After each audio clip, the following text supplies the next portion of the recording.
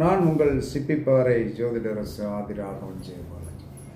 குருவுடைய சாபம் பெற்ற நட்சத்திரங்களாகிய மிருகசீரிடம், அதற்கடுத்த அஸ்தம், உத்திராட நட்சத்திரத்தில் பிறந்தவர்கள்.